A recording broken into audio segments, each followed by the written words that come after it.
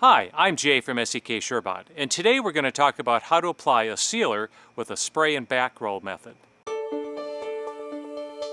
The spray and back roll technique is used with most sealers when not stabilizing joint sand. A properly applied sealer can provide surface protection and make cleaning easier. Before you begin, check that the weather forecast and site conditions fall within the application and dry time guidelines found on the label or tech data sheet. Remove any furniture and cover plants that you wish to protect. Start with a clean and dry surface. You will need a sprayer and slit foam roller. Be sure to use tools designed for solvent-based sealers when necessary. Next, remove any dust and fine sand particles with a leaf blower on a low idle. Spray a generous amount of sealer on the surface, overlapping each pass. To ensure success, use the coverage rate for your sealer. While spraying, protect areas from overspray with a paint shield.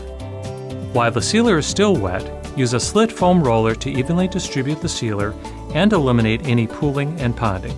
Avoid rolling back and forth excessively, as this may cause bubbling and potentially damage the sealer. Working in small sections or with another person will make this more manageable. Do not place furniture and avoid walking or driving on the surface until it is fully dried. Follow the dry time recommendations for your sealer. Surebond's SB8700 Wetlook Sealer was used on this surface. SB8700 is one of the most popular sealers because it protects and provides deep enhancement with a semi-gloss finish. It has an antifungal additive that protects the sealer film from mold, moss, and algae. SB8700 is rain-safe in 90 minutes, minimizing the effect of weather on your schedule.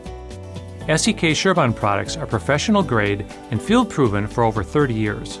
We offer technical support and training, which is critical to your success with surface restoration.